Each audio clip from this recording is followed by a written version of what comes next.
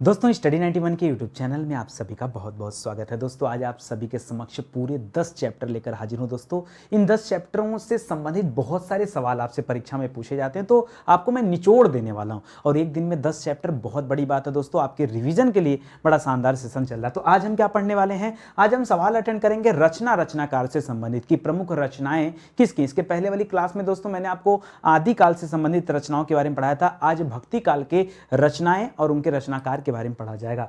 आज दोस्तों हम लोग रस के बारे में भी पढ़ेंगे, समास के बारे में पढ़ेंगे, काल से संबंधित सवाल देखेंगे, पारिभाषिक शब्दावलियों से संबंधित सवाल देखेंगे, भाषा और बोलियों से संबंधित सवाल देखेंगे, संज्ञा, सर्वनाम, विशेषण और क्रिया। बहुत अच्छा नंबर दोस्तों। तो चलिए स्टार्ट करते हैं और पढ़ना आरंभ करते हैं। ठीक है, ध्यान दीजिएगा स्टडी 91 के प्लेटफॉर्म से कई सारे विषय के लिए फाउंडेशन कोर्स लॉन्च किए गए हैं। आप चाहें तो इन फाउंडेशन कोर्स को भी दोस्तों ज्वाइन कर सकते हैं। जो हमारा हिंदी का कोर्स है दोस्तों, ये सुपर सेलिंग बैच है। कई बार लगता होगा कि सर हिंदी तो बड़ा मजा आ रहा है यूट्यूब पर पढ़ करके। आप कल्पना करो जो इंसान यूट्यूब पर पढ़ करके इतना खुश हो सकता है, सोचो अपने पेड प्रोग्राम में हम कितना मेहनत करते होंगे। खाली यही सोचने की जरूरत है। ठीक है, तो अपनी कहानी को आज हम शुरू करना चाहेंगे दोस्तों, किससे, समास से स्टार्ट करना चाहेंगे। ठीक है, तो चलिए स्टार्ट करते हैं। इसके पहले वाला वीडियो अगर आपने नहीं देखा तो देख लीजिए, क्योंकि वहां पर हम लोगों ने कवर किया था तत्पुरुष समास के सवाल। ठीक है, इसके पहले क्या किया था दोस्तों, तत्पुरुष समास के जितने भी सवाल थे, ठीक है, तत्पुरुष समास के जितने भी सवाल थे दोस्तों वो सभी मैंने आपको कंप्लीट कराया। ठीक है, और आज की क्लास में अब उसके आगे बढ़ने चल रहे हैं। ठीक है, तो पहला सवाल देता दोस्तों मनगढ़ंत। ठीक है, सवाल कैसे पूछता है, ऐसे पूछता कि मनगढ़ंत में कौन सा समास है, या पूछ देता कि मनगढ़ंत का समास विग्रह क्या है। समास विग्रह मतलब उसको तोड़ना है। तो मनगढ़ंत मतलब याद रखेगा मन से गढ़ा हुआ। क्या करेंगे दोस्तों, मनगढ़ंत मतलब मन से गढ़ा हुआ मनगढ़ंत होता है। और यहां पर दोस्तों पूछता है कौन सा समास है, तो याद रखेगा यहां से लिखा है ना, तो कर्ता ने कर्म को करण से, तो यहां याद रखेगा कौन सा समास हो जाएगा, यहां पर हो जाएगा दोस्तों करण तत्पुरुष समास। कौन सा हो जाएगा, ये करण तत्पुरुष समास का उदाहरण है, इसको आप याद रखेंगे। ऐसे ही सवाल पूछता है। और क्या पूछता है आगे देखिए, लिख रहा है वाचस्पति। वाचस्पति में दोस्तों कौन हो जाता, तो वाचस्पति का होता दोस्तों वाक धनपति। क्या हो जाता है, वाक धन मत करिए, वाक का पति। ठीक है, वाक का पति जिसे क्या कहा जाता है दोस्तों, वाचस्पति कहा जाता है। इसमें दोस्तों कौन सा है, तो वाचस्पति में होता दोस्तों अलुक तत्पुरुष समास। क्या होता है, अलुक तत्पुरुष समास होता है। ये बार बार परीक्षा में आता है, लेकिन बच्चे बहुत सारी गलतियां करते हैं। इसी तरह से दोस्तों पूछा युधिष्ठिर में। ठीक है, युद्ध में स्थिर रहने वाला, वहां भी अलुक तत्पुरुष हो जाता है। ठीक है, ऐसे लिखा है दूध वाला। ठीक है, तो दूध वाला का मतलब क्या हो गया, दूध देने वाला। ठीक है, दूध देने वाले को क्या कहा जाता है, दूध वाला कहा जाता है। अच्छा, अगर ये पूछ रहा दोस्तों दूध वाला, ये तो आसान है। यहां पर समास कौन सा है, आपने पढ़ा दोस्तों, या तो क्या होता है अव्ययी भाव समास होता है, या तो तत्पुरुष समास होता है, या कर्मधारय समास होता है, या द्वंद्व समास होता है, या द्विगु समास होता है, या बहुब्रीहि समास होता है। तो इसमें से यह किसका उदाहरण है, दूध वाला। तो याद रखिएगा दोस्तों यह अलुक तत्पुरुष का ही उदाहरण है। ठीक है, आपने नहीं पढ़ा होगा, ऐसे दूध वाला लिख दे। कई सारे बच्चे सोच रहे होंगे फिजिक्स वाला। ठीक है, फिजिक्स वाला नहीं दोस्तों, फिजिक्स वाला नाम है। ठीक है, यानी फिजिक्स पढ़ाने वाला है कि नहीं, तो वहां भी क्या हो जाएगा, अलुक तत्पुरुष समास हो जाएगा। अरे हमारे लिए सब बराबर है। ठीक है, कोई द्वेष की भावना नहीं है, हर व्यक्ति अच्छा है। ठीक है, आगे बढ़िए।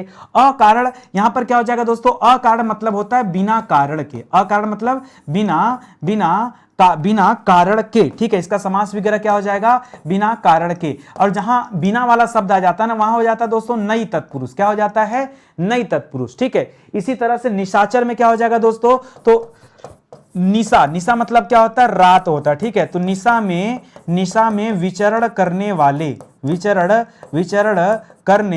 करने वाला। ठीक है, ये हो जाता है दोस्तों। और यहां पर समास कौन सा हो जाएगा, यहां पर दोस्तों उपपद तत्पुरुष समास है। क्या है, उपपद तत्पुरुष समास होगा। ये ऐसे सवाल है ना, अच्छे लोग इसके सामने फेल हो जाते हैं। लोग वही रटते हैं 6 समास। ठीक है, और हमने यहां बाकी की चर्चा ही नहीं किया। अभी तो दोस्तों हम कहां चल रहे हैं, अभी तो हम तत्पुरुष समास में जो अन्य प्रकार के समास होते हैं हम तो वहां बातचीत कर रहे हैं। ठीक है, इसी तरह से दे रहा नील कमल। ठीक है, तो नील कमल का क्या हो जाता है दोस्तों, नीला है जो कमल। ठीक है, नीला है जो कमल, ये क्या हो जाता है दोस्तों, नील कमल। और यहां क्या हो जाएगा, जहां तारीफ के पुल बनते हो, याद रखेगा वहां हमेशा उत्तर क्या होता है दोस्तों, कर्मधारय समास होता है। क्या होता है, कर्मधारय समास। तो इस सवाल का सही आंसर क्या हो जाएगा, कर्मधारय हो जाएगा। ऐसे लिख रहा परमात्मा, ये सब सही कर लीजिए। ठीक है, परमात्मा का क्या हो जाएगा दोस्तों, परम है जो आत्मा। परम परम है जो आत्मा, उसे क्या कहते हैं? परमात्मा कहते हैं। तो याद रखेगा यहां भी तारीफ हो जाएगा, महात्मा, परमात्मा, ये सब दोस्तों तारीफ वाले हैं। तो यहां भी क्या हो जाएगा दोस्तों? एक कर्मधारय समास हो जाएगा। क्या हो जाएगा? कर्मधारय समास हो जाएगा। परम धन आत्मा बराबर परमात्मा हो जाएगा। ठीक है, आगे बढ़िए। लिख रहा सप्तऋषि का क्या होगा दोस्तों? सप्तऋषि का तो याद रखेंगे 7 ऋषियों का समूह। क्या हो जाता है? 7 ऋषियों का समूह या समाहार। यहां पे हो जाता है दोस्तों द्विगु समास। जहां पर देखिए पहला पद संख्यावाची हो जाए, पहला पद संख्यावाची, वहां क्या हो जाता है? द्विगु समास हो जाता है। कैसे याद रखेंगे? एक गो, दो गो, तीन गो, चार गो, तो द्विगु हुआ ना, तो द्विगु से द्विगु याद रखेगा। तो सप्तऋषि में सप्त शब्द लगा है, इसीलिए क्या हो जाएगा? द्विगु समास हो जाएगा। लिख रहा हरिहर में दोस्तों कौन सा समास है? तो हरि और हर। हर पता क्या होता है? हर मतलब क्या होता है? हरि तो विष्णु को कहा जाता है, हर किसे कहा जाता है दोस्तों? शिव को कहा जाता है। तो दोस्तों यहां विष्णु और शिव ये दोनों और जहां बीच में और लगा हो, याद रखेगा वहां समास होता है इतरेतर द्वंद्व। क्या होता है? यह किसका प्रकार है दोस्तों? यह इतरेतर द्वंद्व है, ये आप याद रखें। बहुत बढ़िया सवाल है। ऐसे सवाल आता है 81। 81 का क्या हो जाएगा? तो 80 और 1 क्या हो जाता है दोस्तों? 80 और 1। तो यहां भी और लग गया, यहां भी और लग गया, इसकी वजह से यहां भी उत्तर क्या हो जाएगा दोस्तों? यह भी इतरेतर द्वंद्व हो जाएगा। देखिए मेरी क्लास में खासियत है ना, मैं घिसे पिटे सवाल नहीं पढ़ाता। ऐसा नहीं कि हमने पेड बैच में बहुत अच्छा पढ़ाया तो हम यूट्यूब वालों की वाट लगा दें, नहीं भैया, वो आदत नितिन सर के अंदर नहीं है। आप हमारी क्लास में आएंगे ना तो आपको हमेशा अपना मैं 100% ही देता हूं, चाहे आपने हमें पैसे दिए हों, चाहे आपने हमें पैसे न दिए हों। ठीक है, हाँ ये जरूर है कि जब आप पेड क्लास ज्वाइन करते हैं तो वहां बहुत सारी बातें होती हैं। यहां कॉमन बात होता है, क्योंकि यहां बहुत सारे बच्चे अलग अलग परीक्षाएं देते तो हम कॉमन पढ़ाते हैं। वहां क्या होता है कि विषय विशेष के हिसाब से पढ़ाया जाता है, तो और अच्छे से तैयारी होती है। यहां फिलहाल उत्तर क्या हो जाएगा? ये इतरेतर द्वंद्व का मामला है, इसको याद रखेंगे। ठीक है, इसी तरह से लिखा कपड़ा लत्ता। भैया कपड़ा तो सुना, लत्ता नहीं सुना है। हालांकि कपड़ा लत्ता, लत्ता से तात्पर्य क्या होता है दोस्तों? कपड़े से ही होता है। तो कपड़ा लत्ता आदि से हम क्या लिख सकते हैं? कपड़ा लत्ता आदि। और जब कभी इस तरह के आदि वाले सवाल आ जाते हैं ना, तो वहां पर क्या हो जाता है? वहां हो जाता है समाहार द्वंद्व। क्या हो जाता है? यहां समाहार द्वंद्व हो जाता है, ये उत्तर हो जाएगा। लिख रहा चाय वाय। चाय तो सुना था, लोग नहीं बोलते हैं अरे पानी वानी पिलाओ, तो पानी तो ठीक है, वानी क्या है? लोटा वोटा लेके आओ, लोटा तो ठीक है, वोटा क्या है? ठीक है, तो जब निरर्थक शब्द आ जाए ना, तो उनका जब समास विग्रह करेंगे तो निरर्थक को हटा दिया जाता है। अब यहां चाय कामा वाय आदि मत करेगा, सीधे लिखेगा चाय आदि। ठीक है, तो यहां भी अब देखिए लिखा गया जरूर चाय आदि, लेकिन कोई अंतर नहीं होगा, उत्तर वैसे भी समाहार द्वंद्व होगा। ठीक है, आदि वाले में हमेशा क्या होगा दोस्तों? समाहार द्वंद्व ही होगा, वहां घबराने वाली बात नहीं है। ऐसे लिखा जीवन मरण। तो देखिए जीवन मरण ये दो अलग अलग घटनाएं हैं, चाहे जीवन होगा चाहे मरण होगा। ठीक है, देखिए हरि और हर ये दोनों एक साथ हो सकते हैं, क्या जीवन मरण भी एक साथ हो सकता है? नहीं, इसलिए इसे क्या कहा जाएगा? इसे कहा जाएगा जीवन या मरण। क्या कहा जाएगा? जीवन या मरण। अगर मैं आपसे कहूं दोस्तों लाभ हानि, क्या लाभ हानि एक साथ हो सकता है? नहीं भैया, या तो बिजनेस में लाभ होगा या तो हानि होगा। मैंने कहा दुख सुख, अरे या तो जीवन में दुख होगा या तो सुख होगा, यानी दोनों में से एक चुनाव करना है। जहां चुनाव की बात आ जाए वहीं क्या हो जाता है दोस्तों? वहीं हो जाता है वैकल्पिक द्वंद्व। क्या हो जाता है? वैकल्पिक द्वंद्व हो जाता है। ठीक है, अब किताब उठा के पढ़ेंगे ना, तो किताब में दोस्तों इतने प्रकार के समास ही नहीं दिया है, खाली 6 प्रकार दे दिया है। तो कैसे तैयारी हो? तैयारी के लिए अपनी हिंदी अपने पास रखिए, उसके बिना तैयारी व्यर्थ है, फिर बता रहा हूं। ठीक है, 10-12 नहीं होता है कि भैया 10-12 रुपया दे दीजिए, 100-200 रुपया उधार दे दीजिए। तो 10-12 मतलब 10 से 12 तक क्या हो जाता है? 10 से 12 तक आप कुछ भी दे सकते हैं, तो 10 से 12 तक। ठीक है, इसे क्या कहते हैं दोस्तों? ये तो कर लिया, लेकिन यहां समास कौन सा होता है? तो यहां वैकल्पिक समास होता है, क्योंकि 10 भी मिल सकता है, 11 भी मिल सकता है, 12 भी मिल सकता है। आपने किसी से कहा भैया 10-12 रुपया दे दीजिए, सामने वाले ने 10 ही दे दिया, सामने वाले ने 11 दे दिया, सामने वाले ने 12 दे दिया, कुछ भी दे सकता है ना, तो विकल्प उसके पास है। तो यहां क्या हो जाएगा? जहां जहां में विकल्प नजर आए वहां वहां जवाब क्या हो जाएगा? वैकल्पिक द्वंद्व हो जाएगा। क्या हो जाएगा दोस्तों? वैकल्पिक द्वंद्व हो जाएगा। इसे आप याद रखेंगे। कहिए याद हुआ कि नहीं? अरे ये तो हमारा पहला चैप्टर भाई, अभी बहुत खुश मत होइए, अभी खुशी का 10% हमें मिला है, कुल 100% तक हमें जाना है, 10% हमारा कंप्लीट हुआ। चलिए आगे बढ़ते हैं, अब 20% की बात करते हैं। 10 और 10 क्या हो जाएगा? 20 हो जाएगा। यहां मैंने सवाल रखा दोस्तों काल से संबंधित। कई सारे बच्चे कहते हैं सर ये कौन सा चैप्टर शुरू कर दिया आपने? बड़ा मजेदार चैप्टर है, सवाल आता है। देखिए आप क्या करते हैं ना, आप संधि समास, रस, छंद, अलंकार, ये 5-6 चैप्टर पढ़ लेते हैं, बाकी छोड़ देते हैं। और जो छोड़ते हैं ना गलती वहीं हो जाती है, ठीक है। उससे बचाव करिए, सीखिए। बहुत आसान है तो मैं तो कहता हूं जो आसान रहे वो तो 100% आपको आना चाहिए। आइए सही करते हैं, देखते हैं क्या 6 के 6 सवाल आप बता देते हैं। लिख रहा दोस्तों, संदीप विद्यालय जाता है, किस प्रकार का वाक्य है? आप कहेंगे सर ये सामान्य वर्तमान काल है, ठीक है। इस वाक्य में किस प्रकार का काल है? सामान्य वर्तमान काल है, ठीक है। चलिए बहुत बढ़िया, आपको तो आता है, 1 नंबर तो आपको मिल गया। मान लीजिए सवाल दे दे कि बच्चे पढ़कर चले गए, बच्चे पढ़कर चले गए, तो बच्चे अब तो है नहीं, वो तो जा चुके हैं, मतलब बीत चुका है। जहां भाव जो है बीता हुआ है या समय समाप्त हो चुका हो ऐसा प्रदर्शित हो या भाव निकल कर आए, वहां भूतकाल होता है। तो बच्चे पढ़कर चले गए हैं, यहां उत्तर क्या होगा दोस्तों? यहां हो जाएगा सामान्य भूतकाल। क्या हो जाएगा? सामान्य भूतकाल। बता रहा है कि बच्चे चले गए हैं, नहीं गए, ठीक है। इसी तरह से अनुष्का कहानी सुनाएगी या नानी कहानी सुनाएगी या दादी कहानी सुनाएंगी। तो दोस्तों चाहे जो भी कहानी सुनाए, सुनाया नहीं है ना, सुनाएंगी। अब कब सुनाएंगी वो अता पता नहीं, इसका मतलब भविष्य का मामला है। यानी जवाब क्या हो जाएगा दोस्तों? जवाब हो जाएगा सामान्य भविष्यत काल। क्या जवाब हो जाएगा? सामान्य भविष्यत काल। दोस्तों ये आपका जवाब आएगा। इसी तरह से आगे क्या लिख रहा है? शायद। जहां शायद की बात कर ले वहां संभावना हो जाता है। शायद मतलब क्या? संभावना। जैसे आपने कहा शायद मैं परीक्षा में पास हो जाऊं, तो अभी संभावना की बात कर रहा है, ये आपसे नहीं करना है। मुझे तो परीक्षा में पास होना ही है। आपको निपात का प्रयोग करना चाहिए कि नहीं नहीं कोई संभावना नहीं, हमें पास होना ही है, होना ही पड़ेगा, यह भावना होनी चाहिए। तो लिख रहा है शायद रमा ने खाना बनाया हो, ठीक है। अब देखिए खाना बनाया हो मतलब ये बीते हुए समय की बात कर रहा है कि आने वाले की बात कर रहा है? तो ये अभी वर्तमान में है कि अब मान लीजिए आप घर से बाहर है, आप सोच रहे हैं शायद मम्मी ने खाना बनाया हो, तो दोस्तों संभावना क्या है? वर्तमान की संभावना है, इसलिए आप यहां क्या करेंगे? संभाव्य वर्तमान करिएगा, ठीक है। यहां क्या हो जाएगा? संभाव्य वर्तमान काल हो जाएगा। मान लीजिए इसी सवाल को ऐसे कर दिया जाए कि संभवतः पिताजी सब्जियां खरीदें, पिताजी बाजार गए और लिख रहा है संभवतः वह सब्जियां खरीदें, तब क्या हो जाएगा? अब पिताजी बाजार गए हैं, हो सकता है बिना सब्जी खरीदे आ जाए, तो संभवतः खरीदें, अभी खरीदा नहीं उन्होंने, ठीक है। तो याद रखिएगा यहां क्या हो जाएगा? यहां हो जाएगा संभाव्य भविष्यत। क्या हो जाएगा दोस्तों?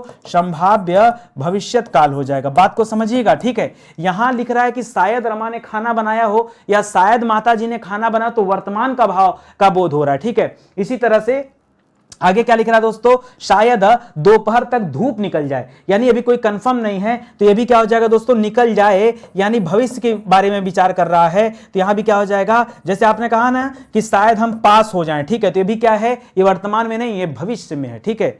ये क्या है? भविष्य की बात हो रहा है, ये याद रखेंगे। इस तरह से काल का चैप्टर कंप्लीट हुआ और आपने 20% जो है अपना यूनिट कंप्लीट कर लिया। चलिए आगे बढ़ते हैं, संज्ञा की बात करते हैं, ठीक है। संज्ञा की बात करते हैं, बहुत आराम से पढ़िएगा।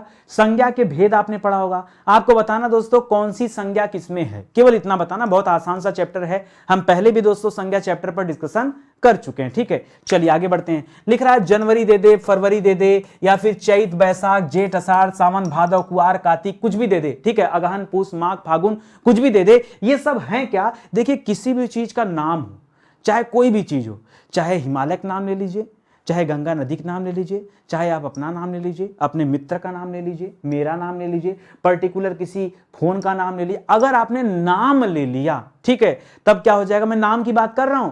अगर आपने कुत्ता कहा तो अलग, लेकिन अगर आपके घर में कोई ऐसा डॉगी है जिसका कोई नाम है, जैसे टीटू नाम है, ठीक है, तो आपने अगर उसका नाम ले लिया, जैसे ही आप नाम लेते हैं उत्तर क्या हो जाता है? व्यक्तिवाचक हो जाता है। जैसे ही नाम लेते हैं उत्तर क्या हो जाएगा? व्यक्तिवाचक हो जाएगा। ये आप ध्यान दीजिए, ठीक है। आपके घर में गाय होगी, हम लोग प्यार से गाय को कुछ बुलाते हैं, ठीक है, तो याद रखिएगा वहां क्या हो जाएगा? उस समय वो क्या हो जाएगा? व्यक्तिवाचक के तौर पर देखा जाएगा। हमने आपको क्या समझाया? चाहे कोई स्थान हो, चाहे कोई व्यक्ति हो, चाहे कोई सामान हो, किसी का अगर नाम आपने अपनी तरफ से कुछ पर्टिकुलर रखा या किसी ने रखा और आप उसे लेते हैं, तब उसे क्या कहा जाएगा? व्यक्तिवाचक कहा जाएगा। इतनी सी बात याद रखना। अगला सवाल लिख रहा है कि मंत्री, अब मंत्री में नाम तो ले नहीं रहा है, मान लो मंत्री का नाम ले ले राजनाथ सिंह, जैसे राजनाथ सिंह बोला वैसे व्यक्तिवाचक, लेकिन जब मंत्री बोला तो पता नहीं कौन सा मंत्री, जैसे वकील बोला पता नहीं कौन सा वकील। वकील होते हैं आपको पता है, लेकिन कौन सा वकील नहीं पता, कौन से डॉक्टर नहीं पता, कौन सी इंजीनियर नहीं पता, कौन से अध्यापक नहीं पता। कोई नाम ले ले, नितिन सर मतलब व्यक्तिवाचक, कोई नाम ले ले हिंदी के महान टीचर, हिंदी के महान, मैं अपने आप को नहीं बोल रहा हूं, बहुत सारे लोग महान हैं, तो हिंदी के टीचर या जीएस के टीचर, तब दोस्तों उस समय तो बहुत सारे टीचर होते हैं। तो जब कभी ऐसा हो जिससे पर्टिकुलर किसी का बोध ना हो, किसी के जाति का बोध हो, किसान में कौन सा किसान, पूरे देश में इतने सारे किसान हैं, यानी जाति की बात कर रहा है, यहां उत्तर क्या हो जाएगा दोस्तों, यह जातिवाचक हो जाएगा। बात समझ रहे हैं ना मेरी? देखिए रटिएगा मत, ठीक है, रटेंगे काम खराब होगा। मेरे साथ बने रहिए, डेली 10 चैप्टर करते हैं, आज अलग 10 चैप्टर, कल अलग 10 चैप्टर, परसों अलग 10 चैप्टर, उसके बाद अलग। हमने कुल 40 चैप्टर का लिस्ट तैयार किया। कितना? हिंदी में 40 चैप्टर। कितना दोस्तों? हिंदी में 40 चैप्टर का लिस्ट जो तैयार किया है, यही 40 चैप्टर आपको पढ़ाता हूं 4 दिन में। फिर 4 दिन बाद क्या होता है सर? फिर 4 दिन बाद हम पहले वाले चैप्टर पे आ जाते हैं और नए सवालों के साथ। घिसे पीटे वाले सवाल नहीं, आप पढ़िए इसको, खाली ध्यान दीजिए। आगे क्या लिख रहा है दोस्तों? लिख रहा है पानीपत का युद्ध, नाम ले लिया ना। अगर खाली युद्ध बोलता तो जातिवाचक, लेकिन लड़ाई का नाम ले लिया, पानीपत का प्रथम युद्ध, पानीपत का द्वितीय, या नाम ले लिया, या फिर बोल दिया तराइन का युद्ध, या बोल दिया घाघरा का युद्ध। वैसे यहां नाम लिखना चाहिए कि तराइन का कौन सा पहला, या यहां पर दूसरा, ऐसे बोलना चाहिए इसको। खैर तब भी कोई बात नहीं। अगर इस तरह से कोई चीज ले लिया दोस्तों, तब क्या हो जाएगा? नाम आते ही हमने क्या पढ़ा है कि नाम आते ही क्या हो जाएगा? यह व्यक्तिवाचक का इसका उत्तर हो जाएगा, याद रखेंगे। अगर हम खाली युद्ध की बात करते तो व्यक्तिवाचक, तब जातिवाचक कहा जाता। लिख रहा तोता, पता नहीं कौन सा तोता, किसके तोता की बात करी? चिड़िया, दुनिया में बहुत सारी चिड़िया है, किसकी बात करो हमको नहीं पता। लिख रहा मोर, बहुत सारे मोर हमको नहीं पता, गाय बकरी नहीं पता। अरे कोई नाम बताओ कि श्याम का गाय, राम की गाय, राधा की गाय, नाम बताओगे तो समझ में आएगा। नाम बताओगे तो व्यक्तिवाचक, नहीं बताओगे तो जातिवाचक। बात खत्म, ठीक है? बात समझ में आ गया? चलो आगे बढ़ते हैं दोस्तों। अगला कह रहा है गुड़, शक्कर, गेहूं, सरसों। अच्छा सर, घर के अनाज का नाम ले रहा है, तो लेना शुरू करते हैं। आप लोग घर पे खाना बनाते होंगे ना, बहुत सारा चीज होगा, दाल होगा, गेहूं होगा, चावल होगा, आटा होगा, तेल होगा, मसाला होगा, ठीक है, बहुत सारी चीजें होंगी, ठीक है, नमक होगा, चीनी होगा, चाय पत्ती होगा, बहुत सारी चीजें।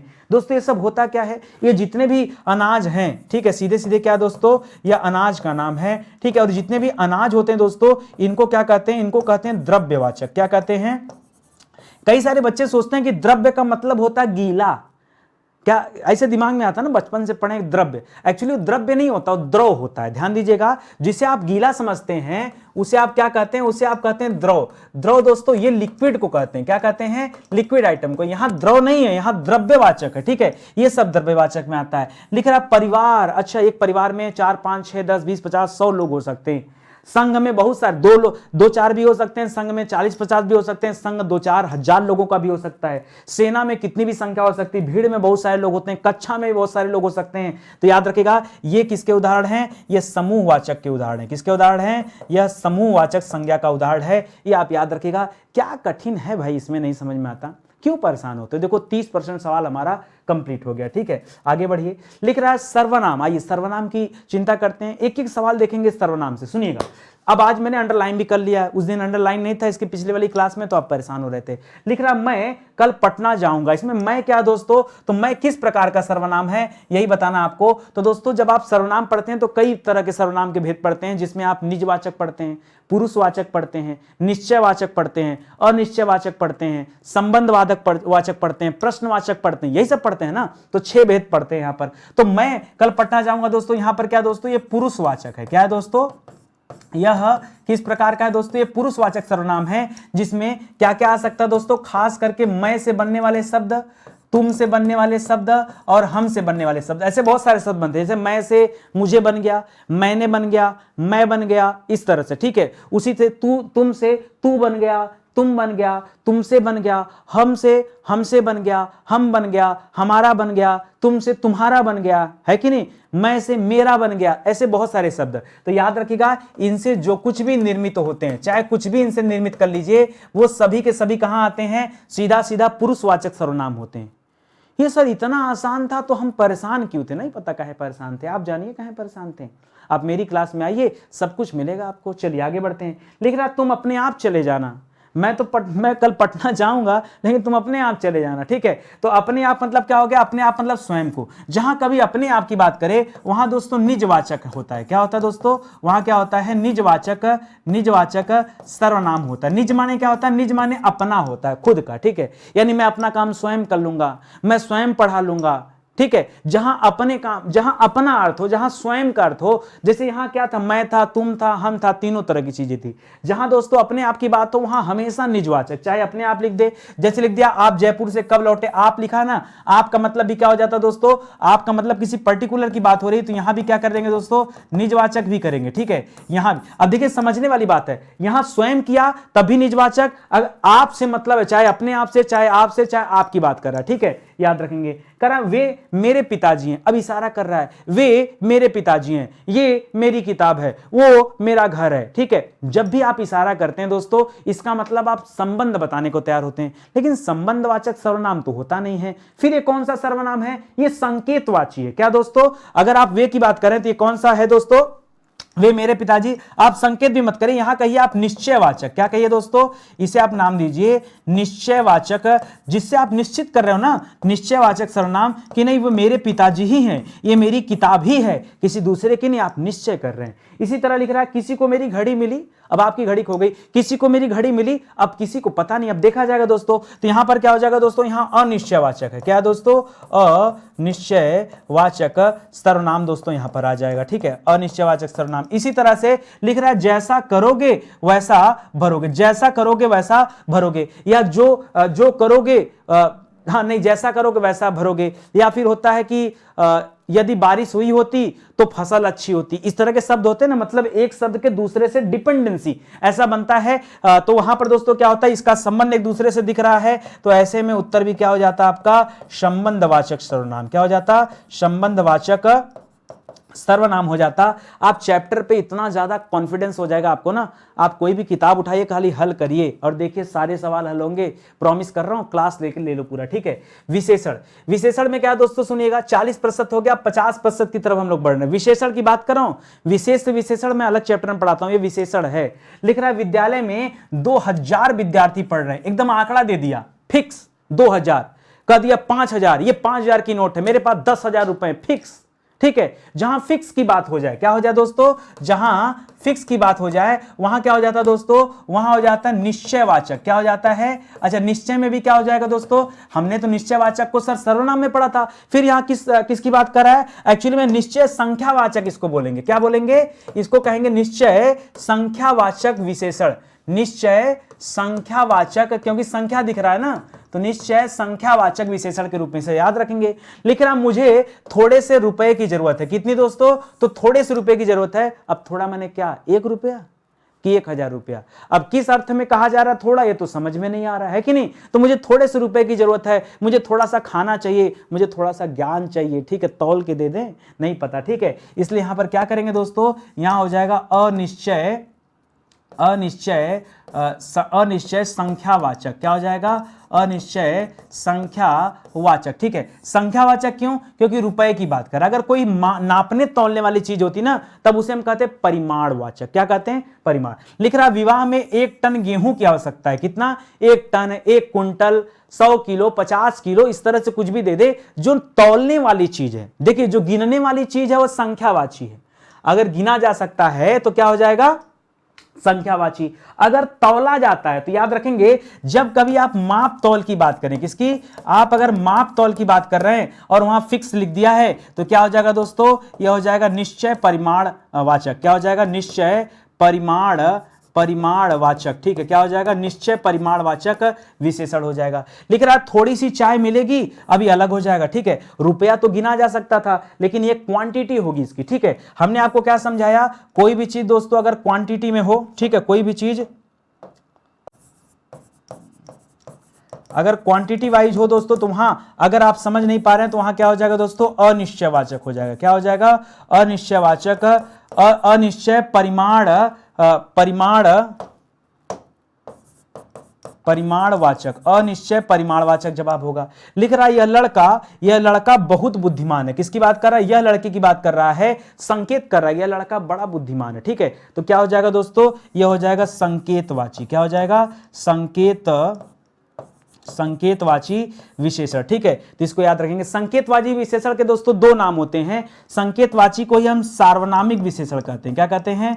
सार्वनामिक विशेषण कहते हैं। क्यों कहते हैं? क्योंकि सर्वनाम है ना। ठीक है, संज्ञा का स्थान पे जिसका प्रयोग करते हैं वही सर्वनाम है। यह लड़का बता दिया होता कि मोहन बहुत बुद्धिमान है, बताया नहीं, मोहन की जगह यह लिख दिया, इसलिए सर्वनाम हो गया। तो सर्वनाम से जो विशेषण बनता है वही सार्वनामिक विशेषण होता है। ठीक है, तो इसको याद रखेंगे। इस तरह से 50% सवाल कंप्लीट हुआ। अभी भी मत खुश होइए, अभी हम दोस्तों आपको 100% कराएंगे, 50% और कराऊंगा। सवाल खाली देखते जाइए, बहुत मजा आएगा। दोस्तों ये सब आता कहां से, मैं कहां से पढ़ा रहा हूं? कई सारे बच्चे कहते हैं सर आपका दिमाग मिल जाए बस परीक्षा में टॉप कर जाएंगे। कर लो टॉप भैया, ये अपनी हिंदी की किताब है, इसको ले लो और बैच है बैच ले लो, टॉप कर जाओगे, कोई दिक्कत नहीं। बहुत आसान टॉप करना। कौन बोला कठिन? कठिन तो कोई सब्जेक्ट ही नहीं है। अच्छा, मैं बार बार बोलता हूं, सुबह के 10 बजे कभी आइए, मुलाकात करिए। सुबह के 10 बजे दोस्तों एक हमारा स्पेशल बैच चल रहा है यूट्यूब पर ही। ठीक है, जीके जीएस की बैच चल रही है। आप एक बार मौका दीजिए ना, मतलब दिल खुश हो जाएगा आपका। 5000 से ज्यादा सवाल दोस्तों ऑन क्लास में पढ़ा चुका हूं।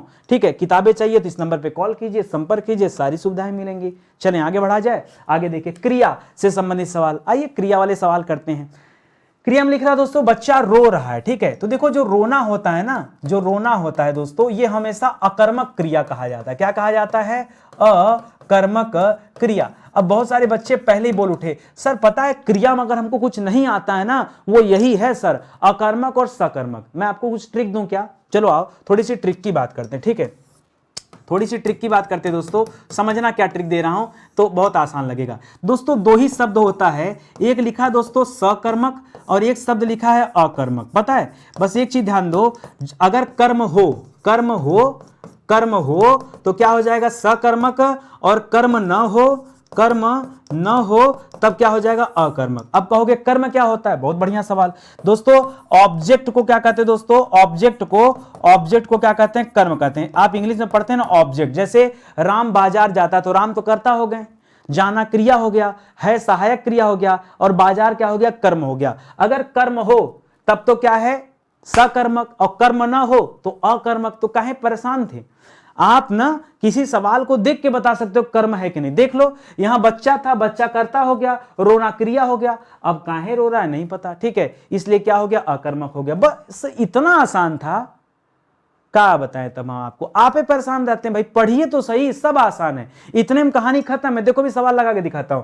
लिख रहा सात्विक, कहानी लिख रहा है, चलो सात्विक कर्ता हो गया, लिखना क्रिया हो गया, क्या लिख रहा है? कहानी लिख रहा है, तब तो दोस्तों कर्म है। यहां पर अगर कर्म है तो उत्तर क्या हो जाएगा? यह सकर्मक हो जाएगा। क्या हो जाएगा दोस्तों? यह सकर्मक क्रिया का उदाहरण हो जाएगा। आगे बात समझ में? लिख रहा प्रीति अपने कमरे में सो रही है, तो प्रीति कर्ता हो गई। ठीक है, और सोना क्या हो गया दोस्तों? सोना क्या हो गया? तो सोना तो क्रिया हो गया। लिख रहा अपने कमरे में सो रही है, तो अब बच्चों को लगेगा सर कमरे में, कमरा यहां पर क्या हो गया? कमरा यहां पर वो हो गया, लोगों को लगेगा कर्म हो गया, और यही सोच करके लोग यहां का कर देंगे सकर्मक कर देंगे। लेकिन मैं बताना चाहता हूं दोस्तों, जो सोने की क्रिया होती है, सोना जो होता है दोस्तों, वो हमेशा अकर्मक में आता है।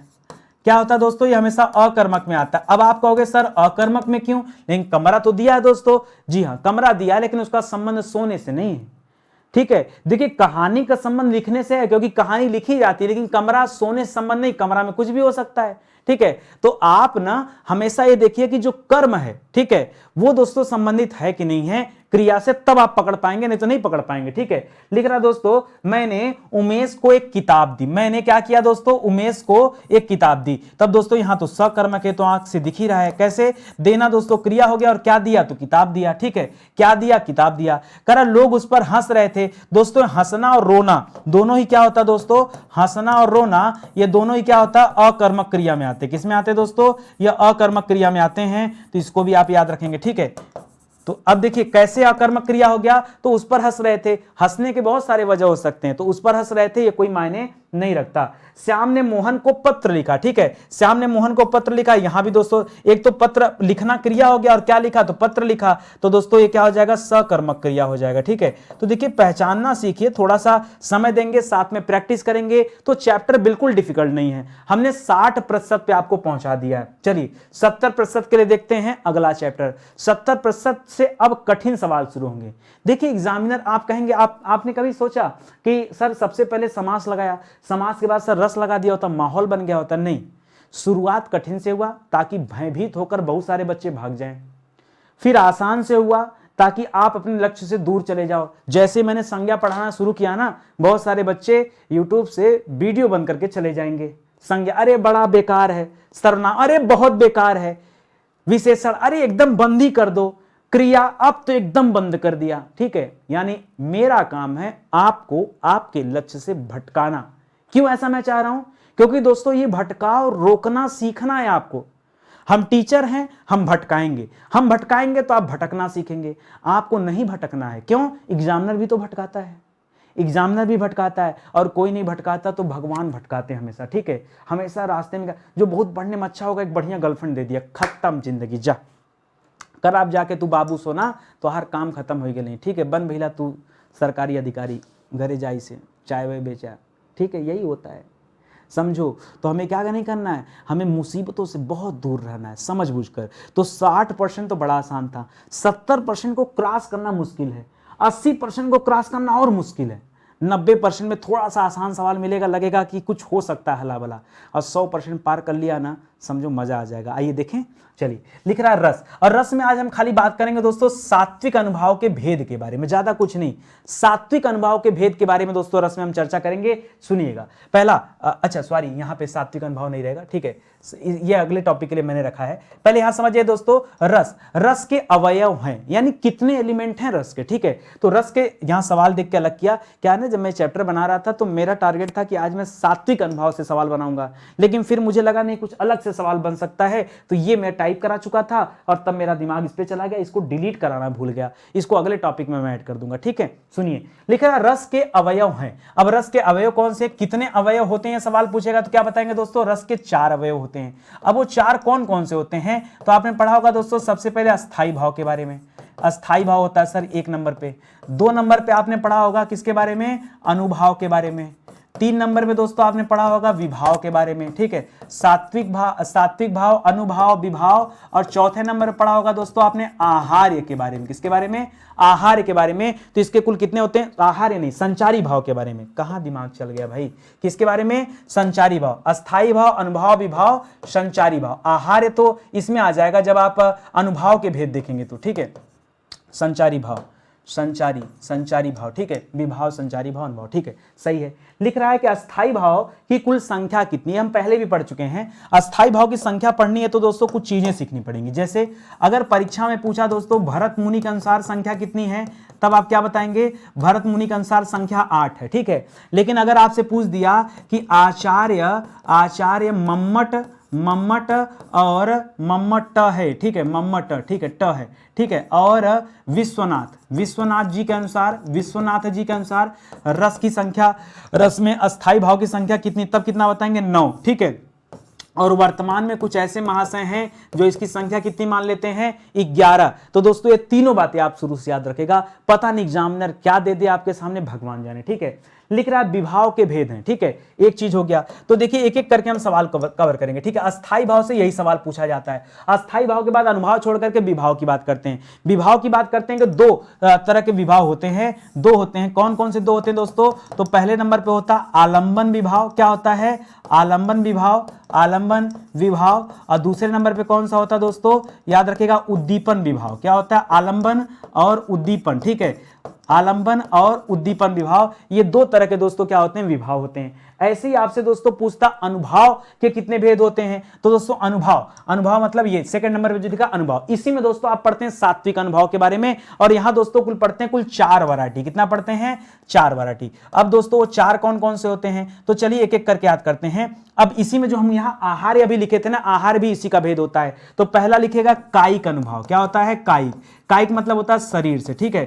दूसरा होता है दोस्तों कायिक के बाद आता है मानसिक अनुभव। ध्यान दीजिएगा, कभी कभी परीक्षा में मानसिक देता है, कभी कभी मानसिक को ही हम क्या कहते हैं, सात्विक कहते हैं, कुछ अलग नहीं है। तो दोनों याद रख लीजिए, ये ज्यादा बेहतर होगा। क्योंकि अगर मैं सात्विक आपको पढ़ा भी दिया और परीक्षा में मानसिक दे दिया तो परेशान हो जाएंगे, कहेंगे नितिन सर ने बताया नहीं। तो दोस्तों इससे अच्छा आप जान जाइए। तो क्या हो गया, कायिक हो गया, मानसिक या सात्विक हो गया, और चौथे नंबर पे दोस्तों, तीसरे नंबर पे क्या हो गया, वाचिक हो गया वाणी द्वारा, और चौथे नंबर पे क्या हो गया, आहार्य अनुभव हो गया। क्या हो गया, आहार्य अनुभव हो गया। इस तरह से इसके कुल कितने भेद होते हैं, कुल 4 भेद होते हैं। लिख रहा संचारी भाव की संख्या कितनी होती है, संचारी भाव की संख्या बहुत ज्यादा दोस्तों, इसकी कुल संख्या होती 33। कितनी होती है, 33 होती है, ठीक है। लिख रहा किसने रस को ब्रह्मानंद सहोदर कहा है, बहुत अच्छा सवाल है। इस तरह के सवाल दोस्तों बहुत बड़े बड़े परीक्षाओं में दोस्तों पूछता है। तो किसने कहा दोस्तों, तो याद रखेगा आचार्य भट्ट नायक ने कहा है। किसने कहा है, आचार्य भट्ट नायक ने क्या कहा दोस्तों, ब्रह्मानंद सहोदर कहा है, ठीक है। इसी तरह से एक सवाल आता है कि रस सूत्र का जनक किसे कहा जाता है, तो रस सूत्र के जनक कहे जाते हैं भरत मुनि। कौन कहे जाते हैं दोस्तों, भरत मुनि कहे जाते हैं, जिनके अनुसार संख्या कितनी होती है दोस्तों, अस्थाई भाव की संख्या कितनी होती है, केवल 8 होती है। कितनी होती है, 8 होती है। इतना ही सवाल दोस्तों रस से आता है। अगर आपने इतना कर लिया तो समझो 70% आपने सवाल कर लिया, ठीक है। अब 80% की तरफ बढ़ते हैं। सवाल थोड़ा सा और अपना स्टैंडर्ड मेंटेन कर रहा है, ध्यान दीजिएगा, ठीक है। यहां पे दोस्तों एक चैप्टर आता है पारिभाषिक शब्दावली। यहां क्या है ना कि एक शब्द हिंदी में देता है और आपको क्या करना रहता है, इसका इंग्लिश बताना रहता है कि बताइए कि अलग अलग इंग्लिश मीनिंग इसकी क्या होगी। यही दोस्तों आपसे पूछा जाता है, ठीक है। तो आइए देखते हैं। जैसे लिख दिया प्रस्ताव, कि सर हमने किसी के समझ क्या रखता प्रस्ताव, तो प्रस्ताव को क्या कहते हैं दोस्तों, प्रस्ताव के लिए एक शब्द, देखिए 2 शब्द होता है। एक तो प्रस्ताव के लिए बोलते हैं दोस्तों प्रपोजल, क्या बोलते हैं, प्रपोजल बोलते हैं। एक तो ये होता है। एक प्रस्ताव के लिए दोस्तों क्या बोलते हैं, एक प्रस्ताव होता है जिसको, नहीं ठीक है, प्रस्ताव। एक और मेरे दिमाग में एक सवाल आया, एफिडेविट दोस्तों किसे कहते हैं, एफिडेविट दोस्तों किसे कहते हैं, एफिडेविट कहा जाता है दोस्तों शपथ पत्र को, ठीक है। किसे कहा जाता है, शपथ पत्र को क्या कहते हैं, एफिडेविट कहते हैं। इसको तो आप प्रपोजल भी बोल सकते हैं। इसी तरह से कह रहा दोस्तों संलग्न माने यानी किसी चीज के साथ लगा देना, ठीक है। तो संलग्न को क्या कहते हैं दोस्तों, इसके लिए एक शब्द होता है इनक्लोज्ड। क्या शब्द होता है दोस्तों, क्लोज्ड शब्द होता है। इसको क्या कहते हैं, किसी चीज के साथ, जैसे होता है ना कि यह प्रति इसके साथ संलग्न कर दीजिए, मतलब जोड़ दीजिए, लगा दीजिए, उसे हम कहते हैं, ठीक है। इसी तरह से एक होता है दोस्तों प्रशंसा पत्र। प्रशंसा पत्र के लिए क्या होता है, टेस्टोमोनियल होता है, ठीक है। वेबसाइट में लोग अपना टेस्टोमोनियल लगाते हैं, तो क्या हो जाएगा दोस्तों, यहां हो जाता है टेस्टोमोनियल, ठीक है। स्पेलिंग सही है ना, देखो थोड़ा सा हिंदी के मास्टर हैं तो थोड़ा अरेंज कर लीजिएगा, एडजस्ट कर लीजिएगा, ये होना है, ठीक है। लिख रहा परिवीक्षाधीन का मतलब क्या होता है, ये तो दोस्तों इस पे स्टार लगाइए। बच्चे ऐसे हैं ना, कहेंगे सर हम हिंदी तो आज तक सुने नहीं, हम अंग्रेजी कहां से बता देंगे। परिवीक्षाधीन दोस्तों, परिवीक्षाधीन मैं आपको बताऊं, एक केस समझाता हूं। जब आप कहीं नौकरी करने जाएंगे ना, सरकारी वाली छोड़ दीजिए, प्राइवेट की बात करें, अगर आपने कभी प्राइवेट नौकरी किया ना, तो जब आप किसी कंपनी में जाते हैं तो कंपनी का में पहले इंटरव्यू दे दिया, फिर फाइनल हो गया कि भाई अब आप काम करोगे, तो होता भैया 3 महीने का आपको प्रोबेशन पीरियड है। ये प्रोबेशन पीरियड क्या होता है, मतलब हम आपके काम को देखेंगे पहले और समझेंगे और ये देखेंगे कि आपके काम से हमें लाभ हो रहा है कि नहीं हो रहा है, तब हम आपको कंटिन्यू करेंगे, नहीं तो हम आपको भगा देंगे। तो प्रोबेशन पीरियड जब तक हो तब तक आपको बहुत मेहनत से काम करना चाहिए। मूर्ख हो क्या, व्यक्ति को हमेशा मेहनत से काम करना चाहिए। क्या प्रोबेशन पीरियड को देख के काम करोगे? अरे भाई जिसका काम ही काम करना, हम चाहे जहां काम करें हमेशा अच्छा करेंगे, ये आदत में होनी चाहिए। अगर आप हमसे पूछिए तो दोस्तों, चाहे मुझे पेड में पढ़ाना हो, चाहे मुझे यूट्यूब में पढ़ाना हो, मैं बराबर मेहनत करता हूं, क्योंकि समय तो बीत रहा है ना।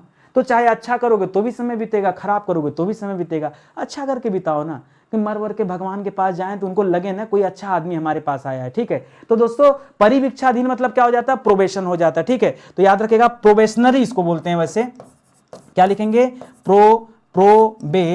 अच्छा प्रोबेशनरी, ठीक है, ऐसे हो जाएगा प्रोबेशनरी, ठीक है, इसको याद रखिएगा। लिख रहा दोस्तों एक शब्द दे रहा सहायता अनुदान। सर अनुदान पूछना ना तो हम बता देते हैं कि सब्सिडी की बात कर रहा है। अनुदान मतलब क्या हो जाता है? सब्सिडी। देखिए अगर अनुदान की बात करें तो हम दो तरह के शब्द यहां पर पढ़ते हैं। अनुदान के लिए हम कभी कभी सब्सिडी शब्द पढ़ते हैं, सब्सिडी पढ़ते हैं, और कभी कभी दोस्तों हम ग्रांट पढ़ते हैं। क्या पढ़ते हैं? उनको एक ग्रांट दिया गया, वो दिया गया। यहां जो सहायता अनुदान कर रहा दोस्तों, इसके लिए क्या करेंगे? इसको कहा जाता है ग्रांट इन एड। क्या कहा जाता है?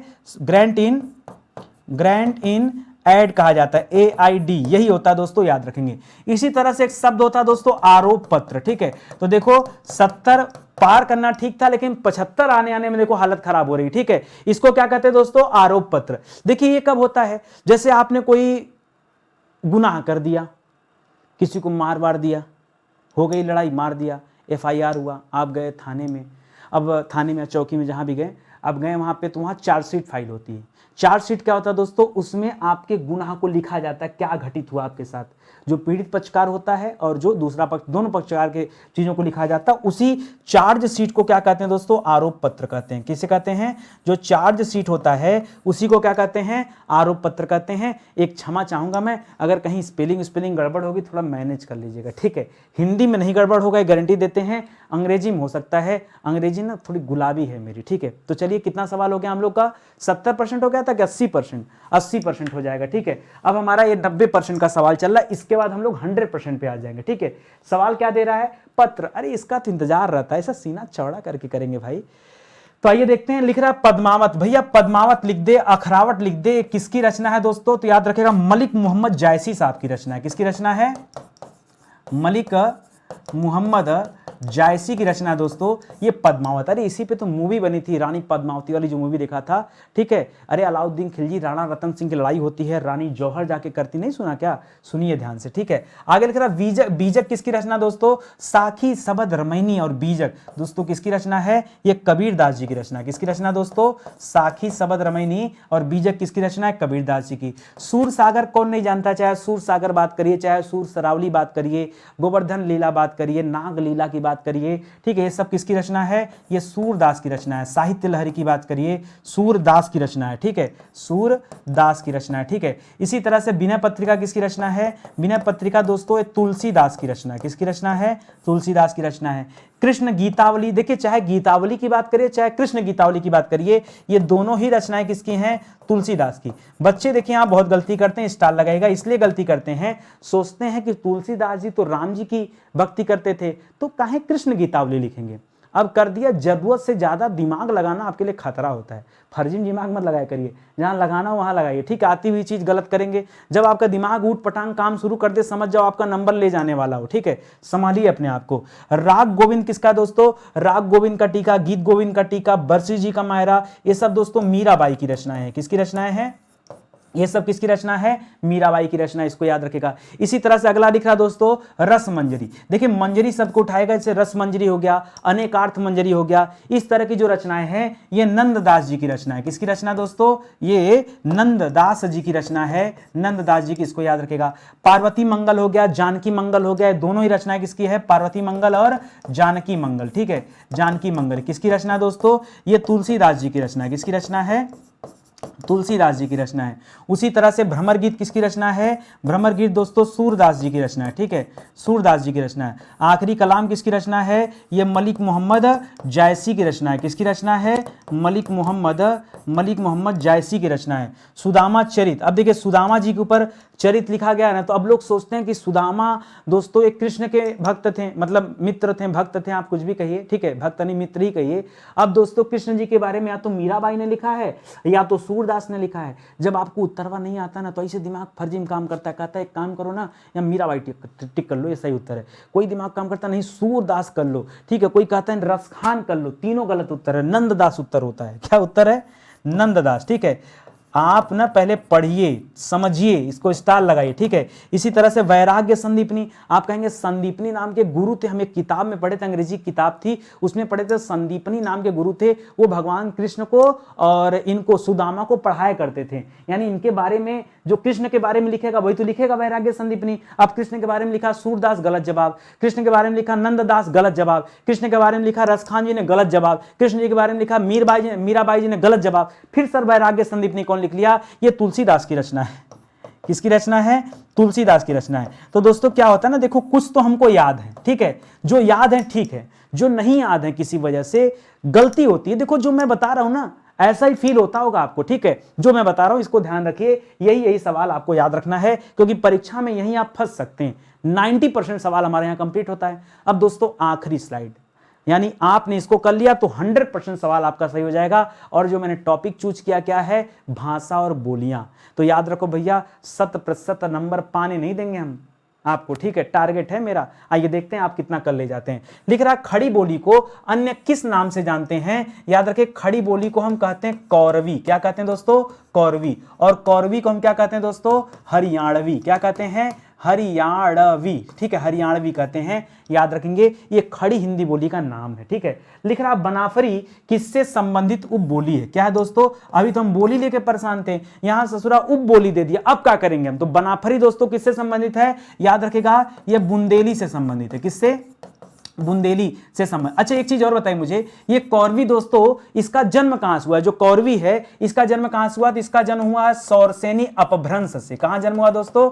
सौरसेनी अपभ्रंश से जन्म हुआ है। इसके अलावा दोस्तों यह पश्चिमी हिंदी के अंतर्गत आता है। कहां आता है दोस्तों? पश्चिमी हिंदी के अंतर्गत। यहां भी लिख देता हूं दोस्तों थोड़ा सा चेंज करके, ठीक है। सुनिएगा, बुंदेली दोस्तों कहां से आया है? बुंदेली का जन्म भी दोस्तों सौरसेनी से हुआ है, सौरसेनी से हुआ है। और सौरसेनी में दोस्तों पश्चिमी हिंदी जो हम पढ़ते हैं, ये उससे दोस्तों बुंदेली का जन्म हुआ है। इसको भी याद रखेंगे, ठीक है। इसके अलावा लिख रहा दोस्तों किसे क्या कहते हैं? लिख रहा किस बोली को बांगरू के नाम से जानते हैं, ठीक है। तो बांगरू दोस्तों किसे कहते हैं? बांगरू स्पेशली हरियाणवी को कहते हैं, ठीक है, हरियाणवी को कहते हैं। अच्छा एक सवाल यहां पर याद रखेगा, यहां हमने कौरवी पढ़ा, यहां हमने हरियाणवी पढ़ा, ठीक है। देखिए कौरवी, अगर कौरवी वाला जो खड़ी बोली वाला क्षेत्र है ना, उसका क्षेत्र हरियाणा, इसलिए मैंने इसको यहां रखा था, ठीक है। स्पेशली आप बात करेंगे तो हरियाणवी को बांगरू कहते हैं। और इसका जन्म भी दोस्तों कहां से हुआ है? इसका जन्म भी किससे हुआ है? सौरसेनी अपभ्रंश से ही इसका जन्म हुआ है। यह भी दोस्तों पश्चिमी हिंदी के अंतर्गत ही आती है, यह भी आप याद रखेंगे, ठीक है। इसी तरह से अगला सवाल लिख रहा है दोस्तों, लिख रहा है कि पूर्वी राजस्थानी बोली, पूर्वी राजस्थानी बोली, पश्चिमी राजस्थानी बोली, उत्तरी राजस्थानी बोली और दक्षिणी राजस्थानी बोली, ठीक है। तो पूर्वी राजस्थानी में क्या हो जाएगा दोस्तों? तो याद रखेंगे पूर्वी राजस्थानी में कौन सा आता है दोस्तों? जयपुरी आता है। कौन आता है? जयपुरी आता है। अब ये किसका हिस्सा दोस्तों? देखिए इसका जन्म भी किससे हुआ दोस्तों? सौरसेनी अपभ्रंश से हुआ, ठीक है। किससे? लेकिन सौरसेनी अपभ्रंश में दोस्तों जब आप पढ़ते हैं राजस्थानी हिंदी के बारे में, किसके बारे में? राजस्थानी हिंदी के बारे में, वहां से दोस्तों इसका जन्म हुआ, ठीक है। तो इसको याद रखिएगा। इसी तरह से दूसरा दिया दोस्तों पश्चिमी हिंदी, तो जयपुर हमेशा पूरब में रखिए। पश्चिम में क्या दोस्तों? मारवाड़ क्षेत्र, ठीक है। तो मारवाड़ से याद रखेगा मारवाड़ी हिंदी। क्या याद रखेंगे? मारवाड़ी हिंदी। उसी तरह से उत्तर में क्या याद रखेंगे दोस्तों? तो उत्तर में मेवाती याद रखेंगे। क्या याद रखेंगे दोस्तों? मेवाती। और दक्षिण में क्या याद रखेंगे दोस्तों? तो मालवी याद रखेगा, ठीक है। ये सारी हिंदियों का नाम है और इन सब का जन्म दोस्तों याद रखेंगे किससे हुआ दोस्तों? सब सौरसेनी अपभ्रंश हुआ है, याद रखेंगे। किससे दोस्तों? सौरसेनी अपभ्रंश से जन्म हुआ है। ये सब दोस्तों किससे संबंधित हैं? ये सब राजस्थानी हिंदी से संबंधित हैं, याद रखेंगे, ठीक है। ये सब एक ही साथ हो जाएगा। तो ये हो गया हमारा दोस्तों 100% सवाल। अब बताइए आपको लगा कैसा, ठीक है। एक निवेदन करना चाहूंगा आपसे हाथ जोड़कर, अगर आपको तनिक भी लग रहा है कि नितिन सर वाकई मेहनत कर रहे हैं, ईमानदारी से मेहनत कर रहे हैं, जो हमारे परीक्षा के लिए अच्छे अच्छे कंटेंट दे रहे हैं, तो दोस्तों वीडियो को लाइक करिएगा, कमेंट जरूर करिएगा। और देखिए अगर दिल से करना चाहेंगे तो आप शेयर भी कर सकते हैं। बहुत बहुत निवेदन आपसे दोस्तों, एक बार वीडियो को आप शेयर करिए, फिर आपको लगेगा कि वाकई सर बहुत अच्छी क्लास चल रही, ठीक है। तो इतना ही कहना चाहूँगा। बाकी बहुत सारी क्लासेज अभी वायरल हुई हैं। बहुत बहुत शुक्रिया आप सभी का, हाथ जोड़कर निवेदन है, ऐसे ही देते जाइए ना। मैं इतने वीडियो दूंगा, आप खाली कहो कि क्या चाहिए आपको, ठीक है। पढ़ाना मेरी जिम्मेदारी, सिखाना मेरी जिम्मेदारी, सब कुछ, ठीक है। जिसको पसंद आए वो हमारे हैंड रिटन नोट्स भी ले सकता है। बाकी किताब है, कोर्स है, सब कुछ है। मौका दीजिए तो आपको अच्छा लगेगा हर जगह दोस्तों, इसलिए क्योंकि हर जगह मेहनत करते हैं। चाहे हमारा यूट्यूब का क्लास हो, चाहे हमारी पेड प्रोग्राम हो, चाहे किताबें हो, चाहे हमारे ई बुक्स हो, हर जगह मेहनत करते हैं। बस आपके मौके का इंतजार है, ठीक है। तो मिलते हैं अगले लेक्चर में, तब तक के लिए बहुत बहुत धन्यवाद आपका। जय हिंद, जय Bharat. Thank you so much.